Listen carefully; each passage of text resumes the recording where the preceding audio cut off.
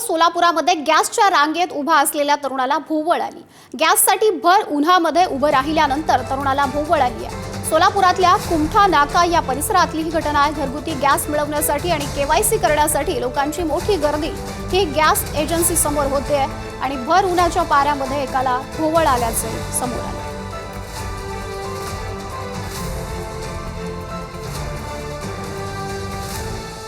पुढची अपडेट बघूयात। आखाती युद्धाचा परिणाम आता थेट ग्रामीण भागामध्ये सुद्धा होताना दिसतोय। भंडारा जिल्ह्यातील पालांदूर इथं सिलेंडर वितरणावरून गॅस एजन्सी चालक आणि ग्राहकांमध्ये बाचाबाची झालेली आहे। यामध्ये पोलिसांनी मध्यस्थी करत वातावरण शांत केलं, पण सिलेंडर मिळत नसल्याने ग्राहकांचा आक्रोश हा व्यक्त होताना दिसतोय। परसोडी बागदरना आता कुठे जाणार मग नंतर तू?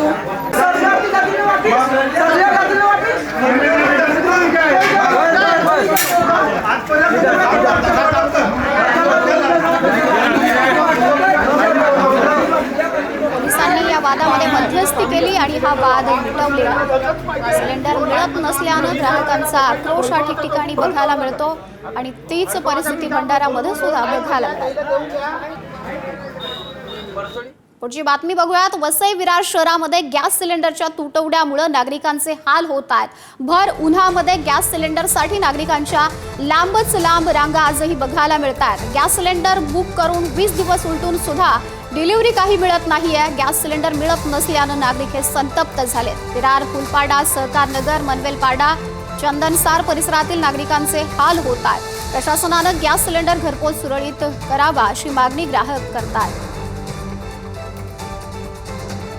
वसई विरारमध्ये गेल्या गॅस सिलेंडरचा तुटवडा हा मोठ्या प्रमाणात जाणू लागल्यानं नागरिकांनी सकाळपासून मोठ्या प्रमाणात रांगा लावलेल्या आहेत। सध्या मी फुलपाडा परिसरामध्ये उभा आपण जर पाहिलं तर या ठिकाणी नागरिकांकडून भर उन्हामध्ये या ठिकाणी रांगा या ठिकाणी लावलेल्या आहेत।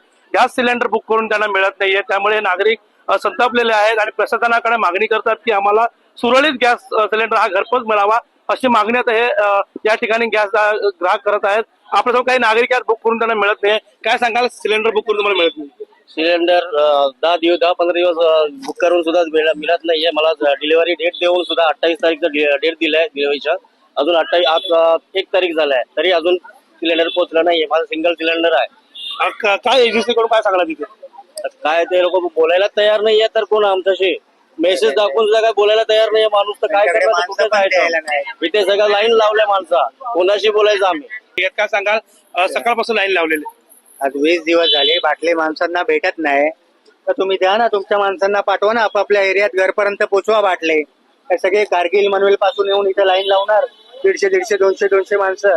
आता सगळे बोलणार आम्हाला अर्जंट आहे, पण आम्ही 20 दिवस बुक करून झालोय, त्याचं काय? आम्हाला पण अर्जंट, सगळ्यांना अर्जंट असते। मग द्या ना, घरपर्यंत पोचवा ना। इथं का तुम्ही वाटताय? प्रशासनाला काय म्हणतात? हे प्रशासन काय, माणसं जर घरपर्यंत पोहोचले तर इथे लाईन लावायची कोणालाच गरज नाही। विपुल पाटील, पुढारी न्यूज, विरार।